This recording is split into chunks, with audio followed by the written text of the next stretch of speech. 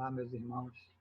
Desejo que estejam todos bem e que Jesus nos fortaleça, nos ilumine e permita que possamos aproveitar da melhor forma as reflexões que faremos hoje, considerando esses momentos em que vivemos de dificuldades decorrentes, dificuldades diversas decorrentes dessa pandemia que ocorre já há meses. E, para tanto, eu selecionei como tema uma passagem do Evangelho de Marcos, no capítulo 4, entre os versículos 35 e 41, e que ficou como tema: por que estáis temerosos? Ainda não tendes fé? Nesses dias turbulentos que vivemos, eu penso que é necessário que, periodicamente, façamos uma reflexão a respeito de como anda a nossa fé. Kardec, no Evangelho segundo o Espiritismo, no capítulo 19, intitulado A Fé Transporta Montanhas, ele nos esclarece que a fé, ela não se prescreve e nem se impõe. Na verdade, ela se adquire. Então, se nós não podemos receber a fé pronta, como então adquirir a fé? Pelo conhecimento. Então, é através dos estudos, através da busca do conhecimento, que nós iremos, então, fortalecendo a verdadeira fé. Porque não aquela fé dogmática, que é assim porque é assim, mas as coisas ocorrem como ocorrem, porque existem causas que levam a determinados resultados, a determinados efeitos. E é por isso que a doutrina espírita ela vem nos esclarecer a respeito das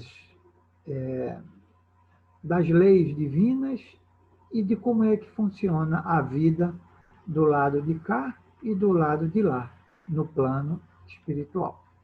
Então, vamos à leitura dessa passagem contida no Evangelho de Marcos, capítulo 4, versículos 35 a 41, de onde vamos extrair, então, alguns trechos para comentarmos.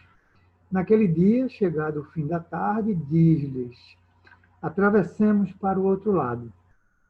Após deixar a turba, acolhem-no no barco, do modo como estava, e outros barcos estavam com ele. E ocorreu uma grande tempestade de vento, e as ondas se lançavam para dentro do barco, de modo a encher-se já o barco.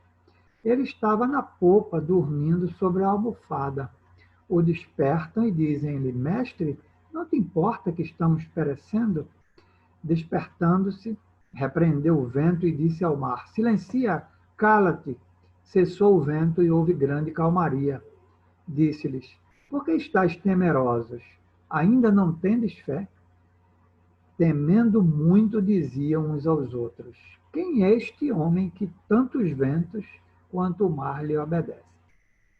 Bem, nós não vamos fazer uma análise completa dessa passagem ou perícope, mas nós vamos destacar apenas alguns pontos para comentário. Inclusive, um dos aspectos que muitas vezes se considera com relação a essa ocorrência, digamos assim, é que muitas pessoas ainda hoje tratam como tendo sido como um exemplo de um milagre. Mas aí nós vamos ver que milagres não existem, né? A doutrina espírita, e sobretudo o livro da Gênese, ele é um livro que Allan Kardec organizou com o objetivo de nos esclarecer exatamente sobre os milagres, as predições, né, do Evangelho, entre outras, como também no primeiro livro do Antigo Testamento, o Torá, a Gênesis, ele traz esclarecimentos, e nós vamos ver aí que, na realidade, tudo que ocorre é tradicional se dizer que é milagre quando nós não compreendemos as suas causas. Mas, à medida que o nosso conhecimento se amplia, os milagres vão caindo por terra e nós percebemos que tudo, de fato, ocorre em função das leis divinas. Então, por exemplo, no Livro dos Espíritos, entre as perguntas 358 e 359, nós vamos ver que ali nós temos a explicação de que todos os fenômenos naturais, terremotos, maremotos, enfim, todos esses fenômenos da natureza, de ordem física, na verdade, eles são coordenados, eles são originados a partir do comando de espíritos. Então, são os espíritos que causam esses fenômenos, e quando Jesus, então, dá aquele comando, né, para que a tempestade ela cesse, ele estava dando um comando aos espíritos que estavam ali causando aquela situação. Mas o nosso foco hoje, ele é outro. Na realidade, o que nós precisamos, nesse momento, né, discutir é a respeito das tempestades que nós vivemos, as nossas tempestades internas e externas. Então, esse é o primeiro aspecto, porque quando nós vamos buscar a simbologia contida nessa frase e ocorreu uma grande tempestade, é porque nós estamos aqui nos situando, seja hoje, seja em qualquer momento passado da nossa vida ou futuro, que nós enquanto espíritos, vivemos nesses barcos que são os nossos corpos e que muitas vezes estão expostos a tempestades internas e tempestades externas. Igualmente, somos toda uma população de encarnados e desencarnados vivendo neste grande barco que é o planeta Terra. E é exatamente nesse aspecto que nós precisamos fazer uma rápida análise, utilizando como referência essa passagem do Evangelho. E aqui nós temos um trecho muito significativo, porque diz: ele estava na popa, dormindo sobre a almofada. O despertam e dizem-lhe: mestre, não te importa que estamos perecendo?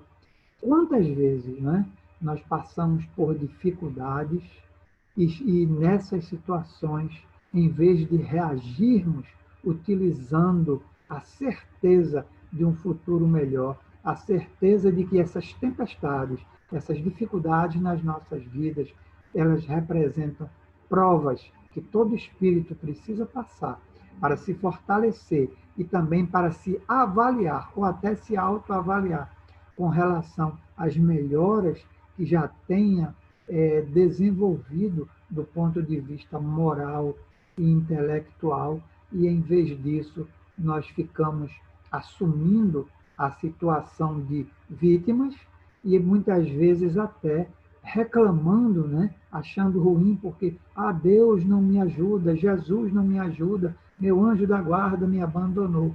Então, é exatamente essa situação que nós precisamos reavaliar dentro de nós. Porque quando se diz, ele estava na popa dormindo sobre a almofada. Então, essa simbologia, ela pode muito bem ser utilizada por nós para lembrarmos que, enquanto criaturas de Deus, nós fomos originados de uma centelha divina. Nós temos a capacidade, enquanto espíritos imortais, e é exatamente esse o nosso destino, de evoluirmos até que um dia nos tornemos espíritos crísticos. Então, é esse Cristo que vive em nós, que nos momentos de grande dificuldade nós precisamos despertar. E não sempre esperarmos, ou apenas esperarmos, da ajuda exterior, né, que venha para nos salvar, muitas vezes sem sequer termos feito nada para merecermos, porque todas as dificuldades que nós vivemos, elas são decorrências, elas são efeitos de causas que foram dadas por nós, nessa ou em outras encarnações.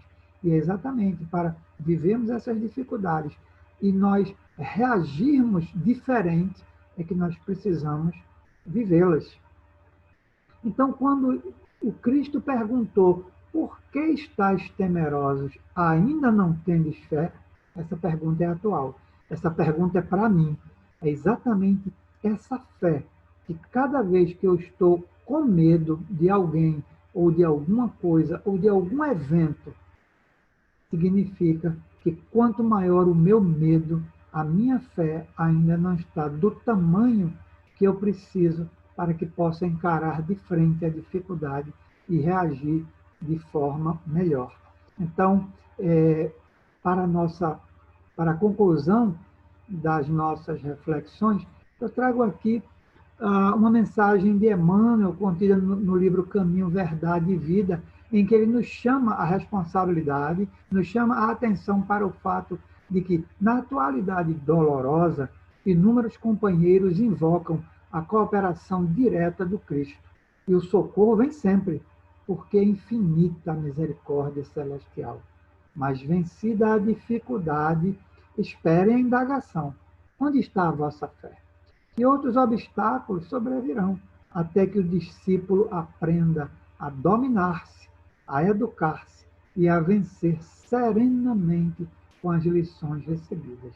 Então, que possamos refletir sobre essa mensagem e, assim, buscarmos cada vez mais fortalecermos em nós a fé, que nos dará força para alcançarmos o progresso, cada um de nós. Muita paz para todos.